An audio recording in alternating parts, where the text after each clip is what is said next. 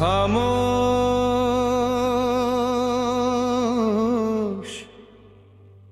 Relay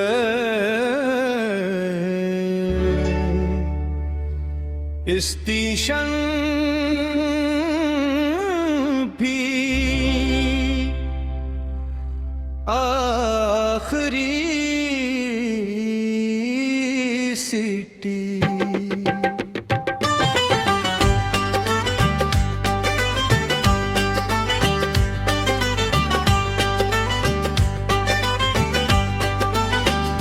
एक दो रफ्तादा कस्बे में एक पुराना रेलवे स्टेशन था, जहाँ कभी दिन रात मुसाफिरों का हुजूम रहता था। वक्त गुजरने के साथ नई शायरियाँ ही बन गई बसी और गाड़ियाँ आम हो गई, मगर वो स्टेशन अब भी अपनी पुरानी शान की याद संभाले खड़ा था। ओ जंगालू पटरियां लकड़ी की नीची और पुरानी घड़ी आज भी गुजरे जमाने की कहानी सुनाती। पूछा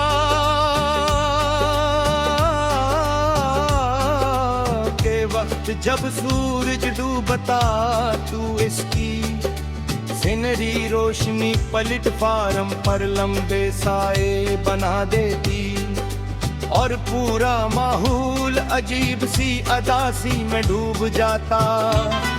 इस स्टेशन का निगहबान बाबा सलीम था, सफेद बाल सादा लिबास और नरम लहजा उसकी पहचान थे। वो हर सुबह प्लेटफार्म साफ करता, बैटरियों के किनारे अगने वाली घास काटता और पुरानी घड़ी को रोज चाबी देता। हालान का अब वहाँ सिर्फ एक हीटर ही नाती थी। एक दिन में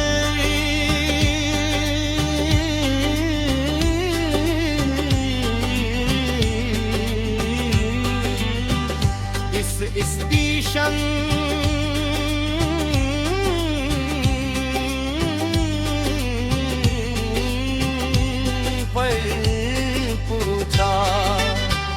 हवा में लोहे और मट्टी की नीली जली खुशबू थी, यार दूर करो रेत की। मैं बाबा सलीम को सलाम किया। उन्होंने मुस्कुरा कर जवाब दिया और मेरे साथ ली गई थी, बैठी पल गई।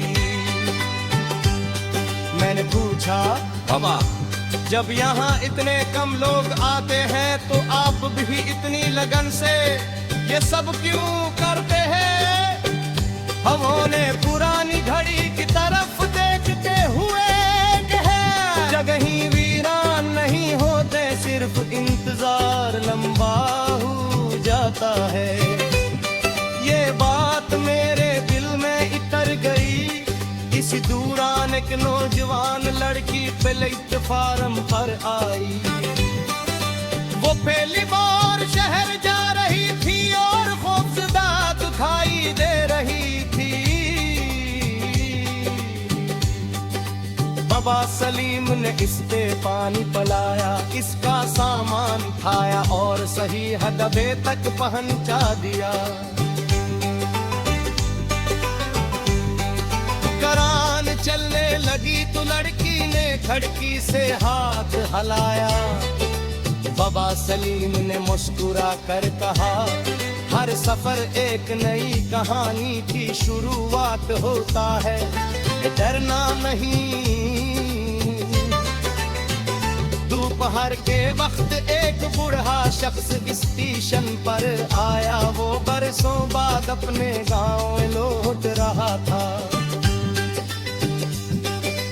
इसने पलट प्लेटफार्म को देख कर आंखें बंद कर ले और आहिस्ता से कहा, ये जगह तो वैसी ही है। बाबा सलीम ने जवाब दिया, यादें बदलती नहीं, सिर्फ लोग बदल जाते हैं। ये सुनकर बूढ़े शख्स की आंखें नम हो गई। शाम ढलने लगी,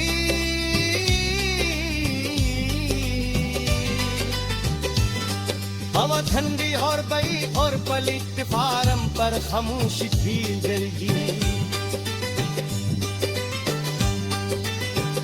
बाबा सलीम ने स्टेशन के दरवाजे पर एक पुरानी लालटेन रोशन की। मैंने पूछा, ये लालटेन क्यों? इन्होंने नरमी से जवाब दिया, अगर कोई मुसाफिर देर से पहुंच जाए तो इस लगा कि कोई तीर उसका इंतजार कर रहा है। रात आहिस्ता आहिस्ता इस वे पर इतर आई, दूर से ट्रेन की सिटी सुनाई दी और पटरियां हल्का सा कांपने लगी। चंद लम्हों बाद ट्रेन आई, कुछ लोग उतरे, कुछ सवार हुए और फिर खामोशी से आगे बढ़ गई। इसके जाने के बाद दोबारा सुकून छा गया। मैंने काफरी से माया, वहाँ आपने जिंदगी से सबसे बड़ा सबक दिया सीखा।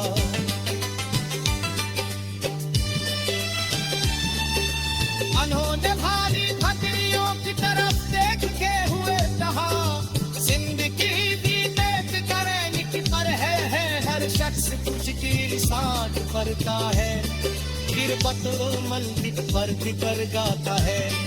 इसलिए सफर में मुहद्दत आगे बैरन में थांजे, फिर खामोश बुरम मेडिकल प्लेटफार्म पर दिल की बातों पर कितर जा रहा।